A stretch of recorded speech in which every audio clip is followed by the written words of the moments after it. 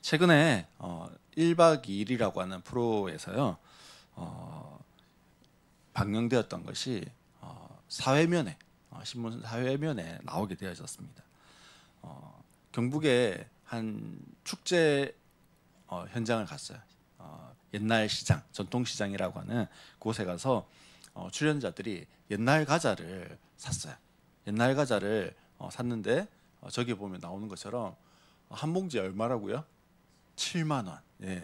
근데 심지어는 저기 저울에 보면요. 7만 원이 아니고 6만 몇천 원이에요. 근데 한 봉지 7만 원이라고 그렇게 이야기를 합니다. 7만 원이 안 찍혔는데 이렇게 했더니 시식한다고 먹은 것까지 계산하면 7만 넘는다 이러면서 한 봉지 7만 원이라고 했어요. 그리고는 세 봉지를 들고 있거든요. 세 봉지에 그럼 얼마예요? 21만 원. 옛날 과자 저거 샀는 게 21만 원치래요. 그래서 출연자들이 약간 어이없어 하다가 예, 그 흥정해가지고 14만 원에 과자 세 봉지를 사왔어요. 근데 이렇게 이제 꺼주셔도 됩니다. 이렇게 하고 나니까요 바가지 논란이 일어났습니다. 해도 해도 너무하는 거 아니냐. 그러면서 바가지 논란이 일어났어요. 그리고 이것 때문에 그 지자체에서는요 그 다음 날 사과문을 이렇게 올렸어요. 그랬더니 다시 논란이 돼가지고요. 그 다음 날 또 사과문을 또 올리는 뭐 그런 일들이 있었습니다. 이제 이게 이슈가 되어지고 나니까요.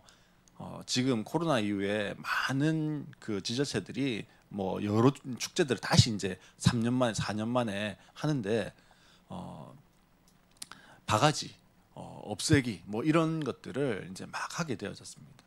사실 좀 있으면 여름철이 되어지고 휴가철이 되어져요. 휴가철이 되어지면 바가지라고 하는 것을 알면서도 어떻게 됩니까? 그냥 울며 겨자 먹기로 어쩔 수 없이 뭐 가족들하고 왔는데 기분 나쁘게 갈 수는 없고 뭐 기분 그래도 뭐 좋게 가야 안 되겠냐 이러면서 울며 겨자 먹기로 하는 그냥 여행을 하거나 바가지를 그대로 쓰거나 이렇게 하는 일들이 많이 있습니다. 그래서 이번에 이런 사건이 일어나면서요 여러 곳에서 이제 그런 바가지를 없애겠다 하면서 막 적발을 하는 그런 일들이 막 일어나게 되어졌습니다. 오늘 본문에 보면요 이 예루살렘 성전에서도요 사실 이 울며 겨자 먹기로 해야 되는 그런 곳이 이 말이 딱 어울리는 곳이 바로 이 예루살렘이었어요. 예수님이 6월절이라고 하는 절기에 예루살렘을 올라가셨다라고 오늘 본문 13절이 그렇게 시작하고 있어요. 당시 예루살렘의 인구가요 한 10만 명 정도 되어졌어요. 예루살렘 인구가 10만 명이었으면 영도가 지금 한 25만 명 되다가 한 10만 명, 15만 명 정도 되거든요. 그러면 영도 인구랑 비슷한 거예요. 그런데 이 6월절 혹은 절기가 되어지면 3대 절기라고 하는 절기가 되어지면 한 50만 명에서 많게 잡으면은 100만 명까지 사람이 갑자기 몰려들게 되어집니다. 그러면요, 이 6월절이라고 하는 절기가 도대체 무슨 절기기에 이렇게 사람들이요 많이 예루살렘으로 몰려들게 될까요? 출애굽기 13장 12장 13절에 보면 이 6월절이라고 하는 단어가 처음 등장하게 되어집니다. 6월절이라고 하는 단어의 뜻은요 넘어가다 이런 뜻이 있습니다. 뭐하다고요? 넘어갔다 이런 뜻이 있습니다. 하나님께서 모세에게 명령을 내리셨어요. 너 이집트로 가서 바로에게 이야기해라. 뭐라고 이야기해라고 했냐면 내 백성을 보내라 이렇게 이야기해라고 했어요. 당시에 최강대국이 이집트였습니다. 근데 자기들의 식민지 노예의 신의 이야기를 최강대국 이집트의 왕이 들을 이유가 있을까요? 없어요. 그러니까 야 여호와가 누군데 이렇게 바로가 반응을 했습니다. 그랬더니 하나님 뭐라고 이야기하셨냐면 바로가 이집트 왕이 내가 백성을 보내라 하면은 여호와가 누구냐 이렇게 할 거다 미리 그까지 이야기해 주셨어요. 그러면 네 손에 있는 지팡이를 던져라. 그러면 뱀이 될 거야. 이렇게 말씀하셨어요. 그래서 손에 들고 있던 지팡이를 어떻게 해요? 탁 던졌어요. 그럼 뱀이 탁 뗐습니다. 그럼 어떻게 해야 돼요, 바로가? 어머나 이래야 되는데 에게 이러면서 야, 김마술사, 김박사, 너 한번 해봐 이러면서 똑같이 뭐가 되게 해요? 뱀이 되게 합니다. 하나님이 그렇게 해도 안 믿을 건데 그렇게 하고 나면은 뭐 해라고 이야기하냐면 저기 나일강에 가가지고 물을 이렇게 떠가지고 뭐 해라고 했냐면 부어라. 그러면 그 물이 뭐가 될 거라고 했냐면 피가 될 거야. 뭐 이렇게 이야기하셨어요. 그러면서 하나님 뭘 지금 이집트에 내리셨냐면 10가지 재앙을 내리십니다. 뭐 일일이 하나님 말씀했다 이렇게 기록은 안 나와 있지만 아마 하나님이 그때그때마다 계속해서 이야기하신 것 같아요. 그리고는요 10번째 재앙 10가지 재앙을 내리시는데 피계 이파 악도굼의 흑장 이렇게 해가지고 10가지의 재앙을 내리십니다. 근데 10번째 재앙이 뭐였냐면 장자의 죽음이었어요. 누구의 죽음요? 장자의 죽음입니다. 하나님이 장자를 죽이실 때 전염병으로 죽이십니다. 전염병으로 장자를 죽이시는데요. 전염병이면 어떻게 돼야 됩니까? 사실 다 죽어야 되는 거야. 코로나가 누구에게는 오고 누구에게는 안 오고 이런 거 아니잖아요. 물론 안 걸린 사람들도 있습니다. 그렇지만 대부분 코로나에 감염되어지면 그 코로나 걸리는 거예요. 근데 한번 보세요. 하나님 누구만 죽인다고 했냐면 장자만 죽인다고 했어요. 그런 거예요. 코로나가 딱 가다가 창경이는 장자네? 이래서 코로나가 창경이한테만 가고 동생한테는 안 가고 뭐 이런 게 아니라는 거예요. 누구에게나 갈 수 있는 거예요. 근데 하나님 뭐라고요? 전염병을 퍼뜨리는데 그 전염병은 누구에게만요? 장자에게만 가서 죽게 될 거야. 이렇게 얘기했어요. 놀라운 하나님의 기술이죠. 거기에다가 이스라엘이 있는 고센이라고 하는 것도 이집트에 속해 있는 거예요. 이집트 안에 있는 거예요. 그러니 고센에도 장자가 죽을까요? 안 죽을까요? 죽겠죠. 장자를 죽인다 했으니까. 그래서 이스라엘 백성이라 할지라도 이 전염병으로부터 10번째 재앙으로부터 자유로울 수 없는 거예요. 근데 하나님 뭐라고 말씀하셨냐면 내가 너희 이스라엘은 죽이지 않을 거야. 누구를 안 죽여요? 장자를 안 죽일 거야. 이렇게 말씀하셨어요. 그러면서 하나님이 방법을 말씀해 주셨는데 6월절이 1월 14일이에요. 1월 14일인데 1월 10일 날 4일 전에 하나님 뭐를 하라고 하셨냐면 양을 한 마리 잡아라. 양을 한 마리 잡아서 그 양의 고기를 먹어라 이랬어요. 근데 그 1인 1닭을 하듯이 뭐 1인 1양을 할 수는 없는 거잖아요. 양을 한 마리 잡으면요. 많아요, 사실은. 엄청 많아요.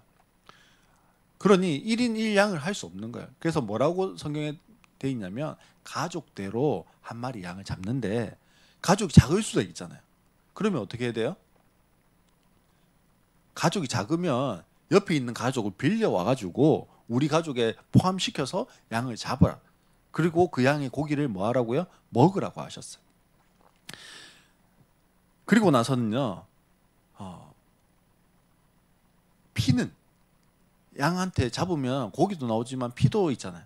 피는 받아가지고 좌우 임방과 설주에 발라라 이렇게 돼 있어요. 좌우 임방과 설주라는 말이 뭐냐면요. 문이 자 뒤에 보세요. 뒤에 보면 문이 있잖아요. 문 기둥이 있어요. 기둥이. 기둥 좌우 임방이요. 기둥이에요. 기둥. 여기에도 바르고 설주에도 발라란 말은요. 문 지방. 지방이 밑에 거잖아요. 위에 거예요. 위에도 발라라는 소리예요. 그래서 그 바르면 어떻게 되는 거예요? 디귿자로 이렇게 발리겠죠. 그렇게 발라놓으면 피를 발라놓으면 그 피를 보고 천사가 장자만 죽이러 전염병으로 탁 갔다가 어떻게 한다고요? 넘어가는 거예요. 지나가는 거예요.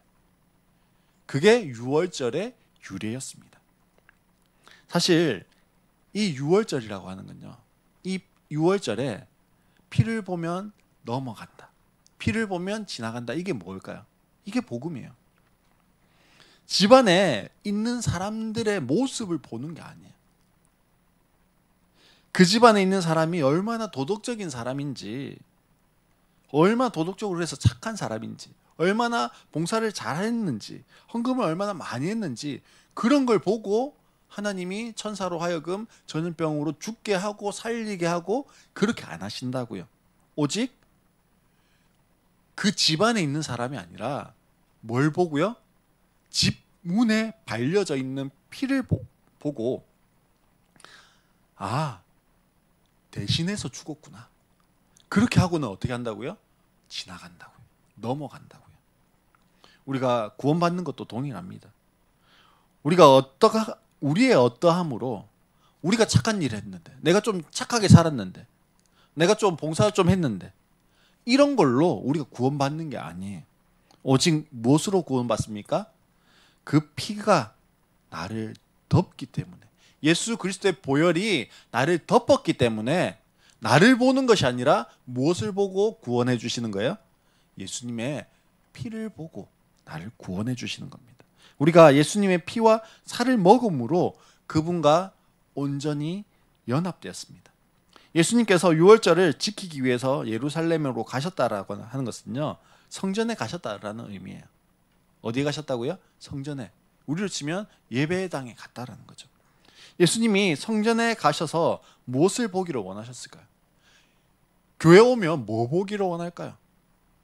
예수님이 예루살렘 성전에 가서 어떤 모습을 보시고 싶으셨을까요?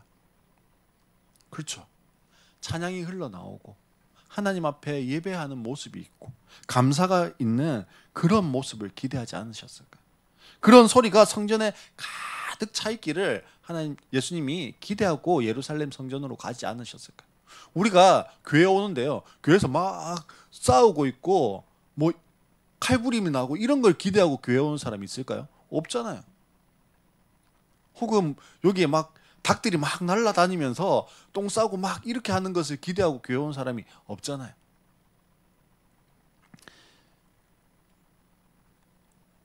그 모습을 기대하고 예수님이 가셨을 거예요. 근데 성전은 어땠을까요? 요즘으로 치면 교회 안에 장사하는 소리만, 짐승들 울음소리만 가득했습니다. 그 모습을 보시고 예수님이요, 완전히 화가 나셨어요. 요즘 말로 하면 빡치셨어요. 왜 예수님이 화가 나셨을까요? 왜 예수님이 지금 화가 날까요? 신명기 16장 16절 말씀에 보면요, 남자들이 성인 20대 이상의 남자들이 반드시 1년에 3번 예루살렘 성전에 가서 절기를 지키라고 하나님 말씀하셨어요. 이 절기를 지키기 위해서 예루살렘 성전에 1년에 3번씩 올라가는데, 그 중에 가장 큰 첫 번째 절기가 뭐였냐면 유월절이었습니다. 근데 신명기 16장 16절에 보면 이렇게 이야기해요. 모든 남자는 한 해에 3번 무교절과 칠칠절과 초막절에 주 당신들의 하나님이 택하신 곳으로 가서 주님을 배워야 합니다. 그러나 빈손으로 주님을 뵈려 가서는 안 됩니다. 이렇게 됐어요. 뭐 하면 안 된다고요? 빈손으로 가면 안 돼요. 예물을 가지고 가야 돼요. 왜 예물을 가지고 가야 될까요?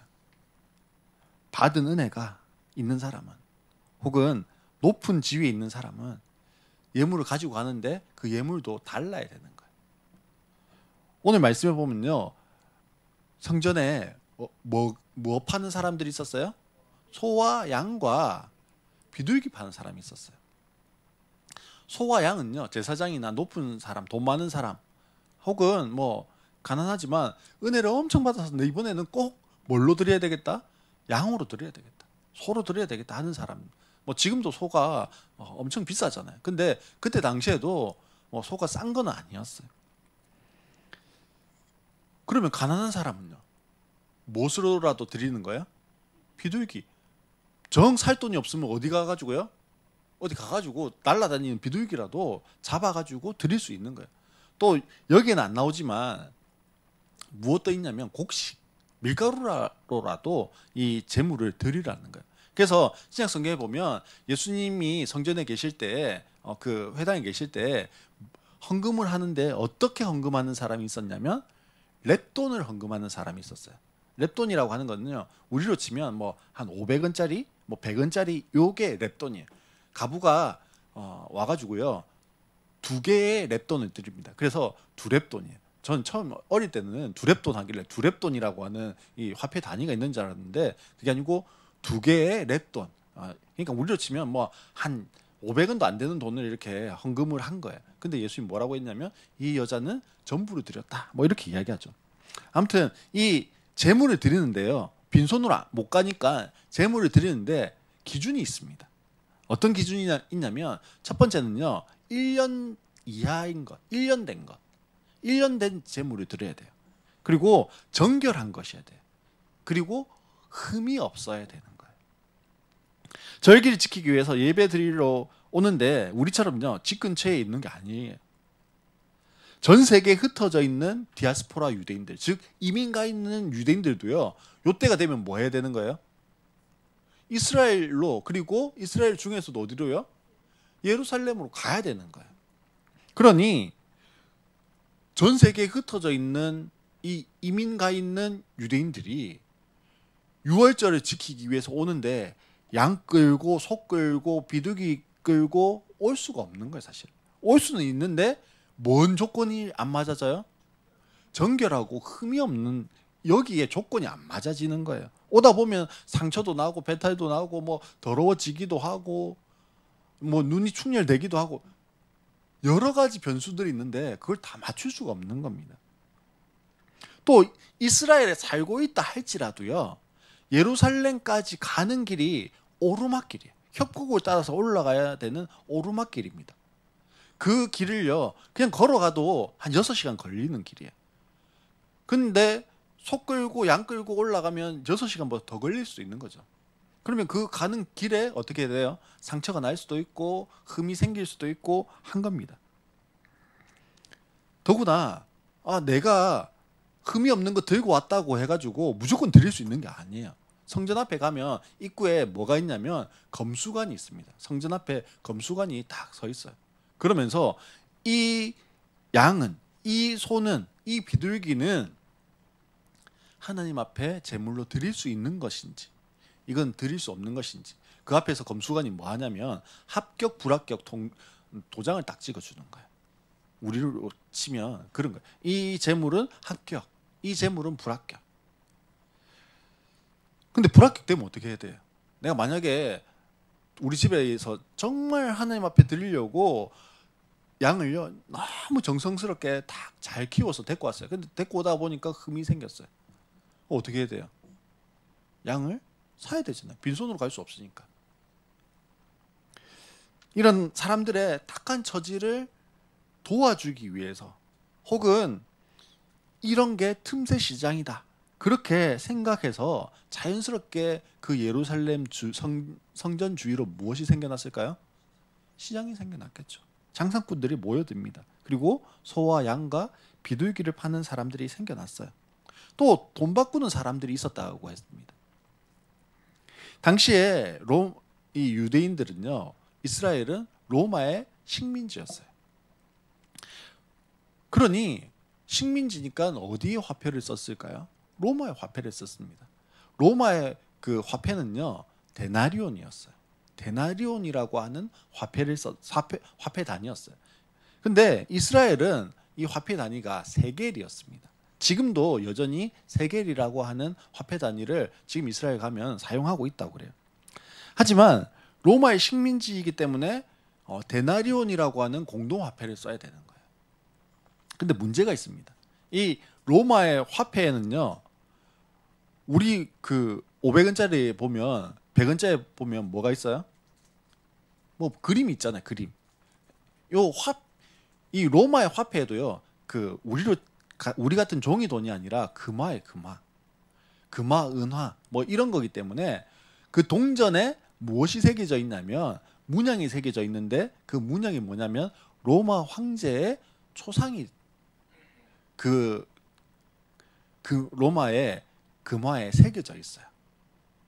거기에다가 문구가 이렇게 적혀 있습니다. 뭐라고 문구가 적혀 있냐면 가이사는 주님이십니다. 이 화폐는요, 그러니까 이스라엘 입장에서 보면 어떤 거예요? 신성 모독이에요. 하나님 모독하는 거예요. 유일한 주님은 누구밖에 없어요? 하나님 뿐인데 화폐에 다른 주님을 이야기하고 있으니까요, 이스라엘의 하나님을 모독하는 이런 화폐를 성전에 드릴 수가 있을까 없을까요? 없어요. 근데 문제는 뭐냐면 이 1년에 3번 온다고 했잖아요. 절기 때 올라와서 20세 이상의 남자는요, 뭘 내야 되냐면 1년에 한 번씩 성전세라고 하는 것을 내야 되는 거예요. 이 성전세가 얼마였냐면 이스라엘 단위로 반세겔이었습니다. 근데 이스라엘에 반세겔이 있어요, 없어요? 돈은 무슨 돈으로 써요? 데나리온이라고 하는 로마 돈을 써요. 로마 돈을. 로마 돈을 쓰는데 성전에는 로마 돈을 못 들고 들어가요. 그러니 성전 앞에서 성전에서만 쓰는, 사실은 성전에서만 쓸 수 있는 세겔이라고 하는 돈으로 바꿔야 되는 거예요. 또 무슨 문제도 있습니까? 아까 이스라엘에 있는 사람들만 오는 게 아니고 전 세계에 있는 이민 가 있는 유대인들이 오기 때문에 로마 돈이 아닌 다른 나라 돈도 있는 거예요. 그러니 거기 돈도 뭘로 바꿔야 돼요? 세겔로 바꿔야 돼요. 근데 세겔로 바로 못 바꾸니까 다른 나라 돈은 뭘로 1차적으로 바꿔야 돼요? 데나리온이라고 하는 로마 돈으로 바꿨다가 로마 돈을 뭘로 바꿔야 돼요? 세겔로 바꿔야 돼요. 그러니 환전상들이, 돈 바꾸는 사람들이요, 생겨난 겁니다. 보세요. 디아스포라 유대인들에게 소와 양과 비둘기를 파는 것이 문제가 되어집니까? 이게 악한 거예요? 아닙니다. 잘못된 것도 아니죠. 로마 돈을 세겔로 전환해 주는 것이 죄일까요? 아니에요. 근데 예수님 왜 이렇게 화를 내시고 계실까요? 14절에 보면 이렇게 돼 있습니다. 성전 뜰에서라고 그렇게 돼 있어요. 지금 이 모든 것이 이루어지는 장소가 어디냐라고 말씀하고 있어요. 성전 뜰, 즉 성전 안에서 이 모든 게 이루어진다. 이게 문제라는 거예요. 예수님 지금 화를 내시는 포인트가 여기에 있어요. 성전 안에 있다라는 거예요. 그런데 그러면요, 장사하는 사람들이 성전 안에 자기들이 마음대로 와가지고 이게 지금 장을 펴고 환전상이나 소와 양 바꾸는 이런 걸 만들었을까요? 아니에요. 성전을 관리하는 사람들이 뭘 해줬어요? 허가를 해준 거예요. 합법적으로 들어와 있는 거예요. 관리하는 사람들이 누구냐면요, 대제사장과 제사장들입니다. 하나님을 섬기고 예배하는 제사장들이 지금 장사꾼들과 결탁해서 장사를 하고 있는 거예요. 어디에서요? 성전 안에서. 그러니까요, 성전 안에서 장사하도록 했기 때문에 제사장들은요, 뭐 하면 돼요? 가만 앉아 있으면 돈이 막 굴러 들어와요. 성전을 관리하는 사람들이 이 제사장들인데, 제사장들은요, 어떤 사람들이냐면 사두개인들이에요. 사두개인이라고 하는 사람들, 사두개파 사람들이 제사장들이에요. 왜 여기 중요합니다. 사도행전 23장 8절에 보면요, 예수님, 물론 사도행전뿐 아니라 예수님이 공생애 3년을 하시는 동안에도요, 늘 예수님께 와가지고 시비를 걸던 두 부류가 있었습니다. 첫 번째는 바리새인이었고요, 두 번째는 사두개인이었습니다. 근데 사도행전 23장 8절에 보면 이 사두개인들을 어떻게 이야기하고 있냐면요, 사두개파 사람은 부활도, 천사도, 영도 없다고 하는데, 그렇게 돼 있습니다. 뭐가 없어요? 부활이 없어요. 부활을 안 믿는 사람들이 사두개인들이에요. 천사를 안 믿는 사람들이 사두개인입니다. 영을 안 믿는 사람이 사두개인이에요. 그 말은 뭐예요? 이 사람은 어떤 사람일까요? 하나님 안 믿는 사람, 불신자예요, 불신자. 불신자인데 뭐 하고 있어요? 제사장. 우리로 치면 불신자인데 난 예수를 안 믿는데 목사님 하고 있는 거랑 똑같은 거예요. 난 예수님 안 믿는데 장로님 하고 있는 거랑 똑같은 거예요. 근데 이 사람들이, 사두개인들이 왜 제사장 하고 있을까요? 맞아요. 가만히 앉아 있으면 뭐가 들어와요? 엄청난, 몇 명 정도 온다고요? 50만에서 100만. 50만 명에서 100만 명이 오는데 그 사람들이 쓰고 가는 돈이 얼마겠어요? 가만히 앉아 있으면요, 1년에 3번 쉬고 와요. 그것도 이만큼 돈이요, 주체할 수 없을 만큼 쌓이는데 이 자리를 포기하고 싶겠습니까? 아니에요. 그래서 15절 16절에 보면 예수님이 노끈으로 채찍을 만들어 양과 소와 함께 그들을 모두 성전에서 내쫓으시고 돈 바꾸는 사람들의 돈을 쏟아버리시고 상을 엎으셨다. 비둘기 파는 사람들에게는 이것들을 걷어치워라. 내 아버지의 집을 장사하는 집으로 만들지 말라고 말씀하셨다라고 하면서 화를 내고 계신 겁니다. 예수님이 엄청나게 지금 분노하고 계시는 거예요. 신약 성경에 보면요, 예수님의 모습이 나오는데 그 신약에 나오는 예수님 모습과는요 너무 다른 모습이에요. 빌립보서 2장 5절 말씀해 보면 사도 바울이 빌립보 교회를 향해서 이렇게 이야기합니다. 야, 너희는 누구를 본받아라고 이야기하냐면 예수님을 본받아라, 이렇게 이야기해요. 그래서 여러분 안에 이 마음을 품으십시오. 그것은 곧 그리스도 예수의 마음이기도 합니다. 그는 하나님의 모습을 지니셨으나 하나님과 동등함을 당연하게 생각하지 않으시고 오히려 자기를 비워서 종의 모습을 취하시고 사람과 같이 되셨습니다. 그는 사람의 모양으로 나타나셔서 자기를 낮추시고 죽기까지 순종하시니 곧 십자가에 죽기까지 하셨습니다. 이게 예수님 모습이에요. 자기를 비우시고 낮추시고 섬기시고 사랑으로 대하시는, 이게 예수님 이미지예요. 근데 오늘 본문에 나오는 예수님 이미지는 뭐예요? 마치 폭군같이 자기 마음대로 막 상을 엎으시고 소와 양과 비둘기를 막 내어 쫓으시고 하는 모습이에요. 그래서 제자들이 뭐라고 이야기하냐면 17절에 주님의 집을 생각하는 열정이 나를 삼킬 것이다 하고 기록한 성경 말씀을 기억했다, 그렇게 이야기합니다. 예수님이 이렇게 한바탕 소동을 일으키고 나니까요 18절에 뜬금없는 질문을 받게 되어집니다. 18절 뭐라고 되어 있냐면 유대 사람들이 예수께 물었다. 당신이 이런 일을 하다니 무슨 징표를 우리에게 보여주겠소? 아니, 예수님 상을 막 얻고 나니까요 유대인들이 예수님께 물었대요. 여기에 유대인들은요 원어에 보면 정관사가 붙어 있어요. 그래서 그 유대인들이 누구냐면요 지금 종교 지도자들, 대제사장과 제사장들이에요. 그 사람들이 표징을 보여라, 그렇게 이야기하고 있습니다. 예수님을 향해서 내 아버지의 집이라고 하면 이런 일을 했으니 네가 메시아이든지 하나님의 선지자이든지 한 것 같은데 그러면 증거를 내놔라, 증거를 보여라, 이런 말입니다. 지금 예수님은요 표징을 물으실 때 이야기할 수 있어요. 지금 우리가 보고 있는 게 요한복음 몇 장입니까? 2장 13절로 22절까지. 우리가 지난주에 봤던 게 요한복음 2장 1절로 11절까지였어요. 요한복음 2장 1절로 11절까지 뭐였습니까? 물이 포도주로 변하는 사건이었어요. 이게 첫 번째 표징이다라고 성경에 보면 그렇게 이야기하거든요. 그러면 예수님이요 이야기할 수 있어요. 야, 내가 며칠 전에 한 기적인데 내가 지금 또 보여줄게. 물 좀 갖고 와. 물 여기 있지. 물 한번 마셔봐. 이러면서 주면 뭐가 돼요? 포도주 되잖아요. 예수님 할 수 있잖아요.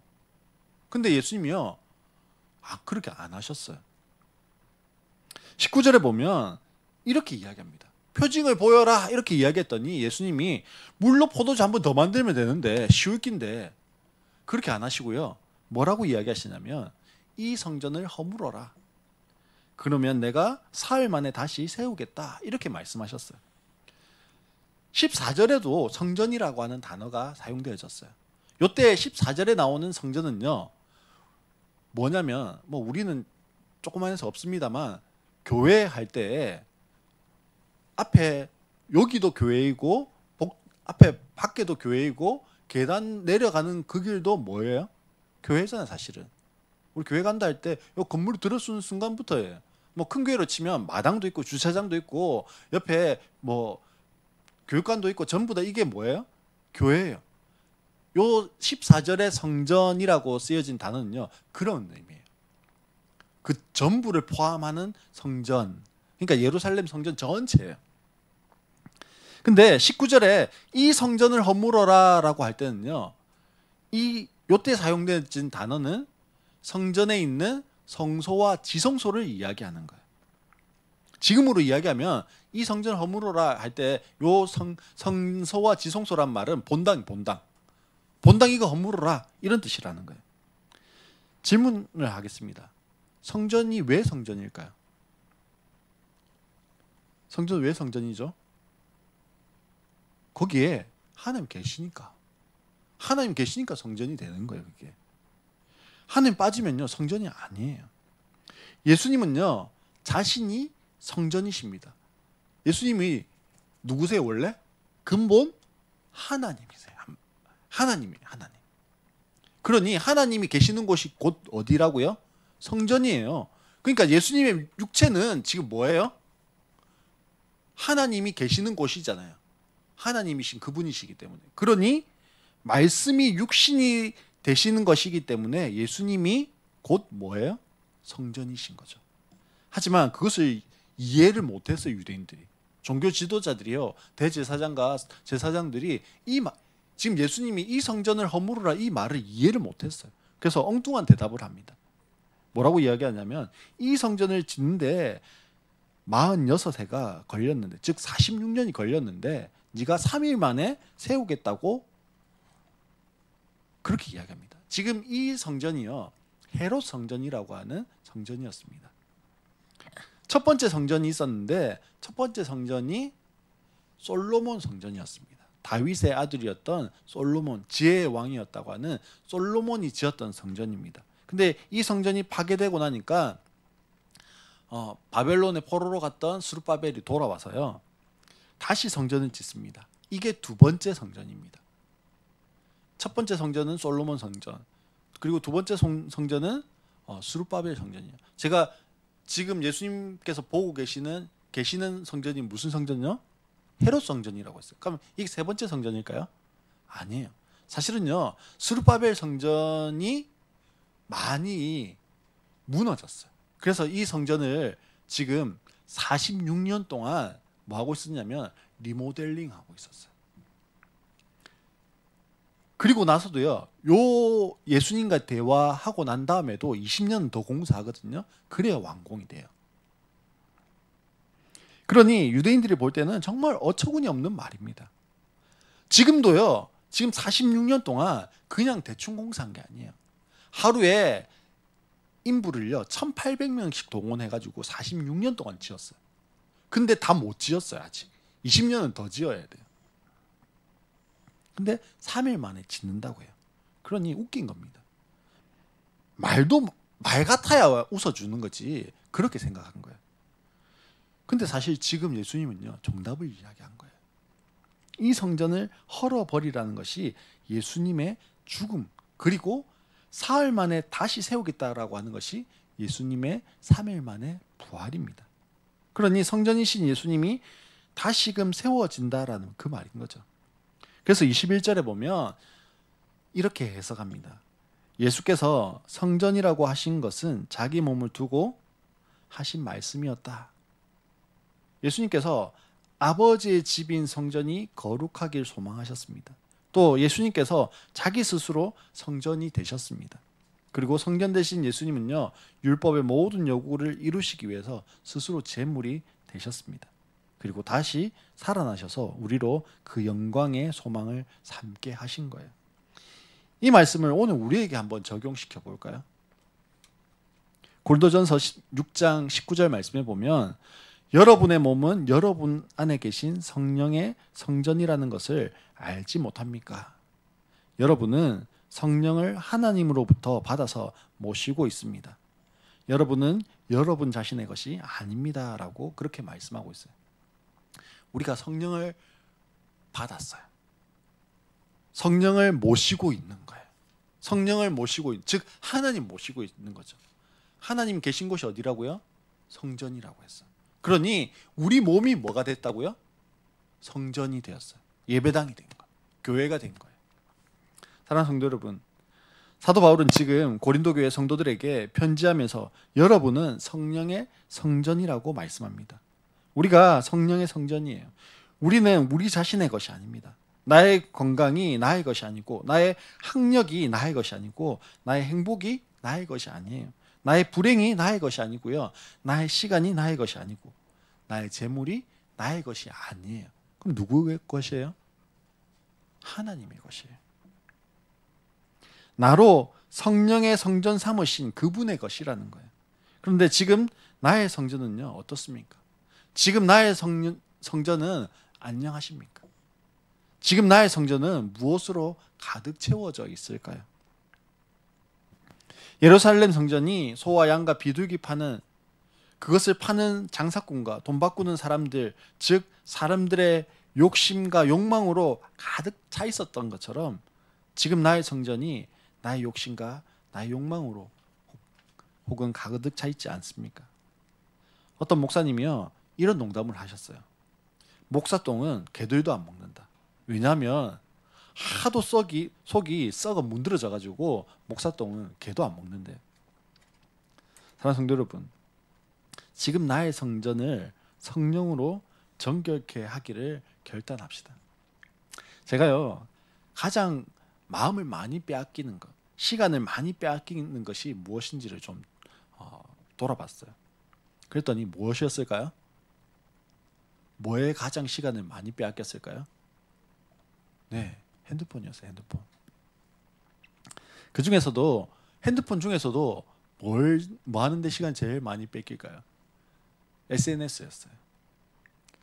그렇다고 하지 않을 수는 없잖아요. 그래서 결단한 것이요, 그 SNS 들어가는 앱을요, 삭제했어요. 핸드폰에서. 물론 검색창을 통해서 들어갈 수는 있어요. 근데 좀 번거롭게 제 스스로 만든 겁니다. 그렇게 했더니 확실히 덜 들어가게 되더라고요. 한동안요, 그 남은 시간을 어떻게 해야 되지 살짝 좀 당황스럽게 됐어요. 그만큼 많이 들어간 거겠죠, 사실은. 그리고 나서요, 조금씩 바뀌기 시작했어요. 어떤 변화가 저한테 일어났냐면요, 그 전에 SNS 들어가 있는다고 뭐 찬양 같은 거 잘 안 들었거든요. 찬양을 좀 더 듣게 됐어요. 또 목사님들이 설교를 좀 더 듣게 됐습니다. 그리고 간증을 좀 더 듣게 됐어요. 물론 그러다가도 뭘 볼까요? 뭐 짤로 돼 있는 드라마 몰아보기 뭐 이런 것도 봅니다. 안 하는 건 아니에요. 근데 좀 바뀌었어요. 지금 나의 성전을 정결케 하는 결단의 시간이 되면 좋겠습니다. 다들 뭘 하나씩 삭제하면 될까를 좀 결단해 보십시오. 대부분 비슷할 수 있습니다. 핸드폰에 많은 시간, 요즘에 핸드폰이 컴퓨터잖아요. 그래서 핸드폰에 많은 시간을 할애할 수 있어요. 핸드폰 중에 하나만, 많은 걸 삭제하라 이러면 시험 드니까. 내 핸드폰에 가장 많이 내가 지금 시간을 검색하면 딱 나오잖아요, 바로. 그 중에 한 개를 삭제하는 결단. 그 결단을 하면 좋겠습니다. 사실요, 이 핸드폰에 있는 것 한 개를 삭제하는 것뿐 아니라 우리 안에 삭제되어야 할 하나를 결단할 수 있습니다. 그것이요, 관계일 수 있습니다. 또 그것이 내가 가지고 있는 강박일 수도 있어요. 그것이 나의 나태함일 수도 있어요. 그것이 나의 핸드폰일 수도 있습니다. 그것이 나의 컴퓨터일 수도 있어요. 사랑하는 성도 여러분, 지금 나의 성전은요, 안녕하십니까? 성령의 성전입니까? 아니면 썩어 문드러져 가고 있습니까? 성령으로 채워가는 우리 성도님들 되시기를 바랍니다. 그리고 그 성전 안에 나의 욕망과 나의 욕심이 아닌 하나님의 것들로 채워가서 예수님께서 그렇게 소망하고 바라셨던 예루살렘 성전에 와서 기대하셨던 하나님을 찬양하고 예배하는 소리로 가득 차 있는 그 성전이 오늘 나의 성전, 나라고 하는 성전이 하나님 기뻐하시는 그 성전 되어지기를 주님의 이름으로 축원합니다.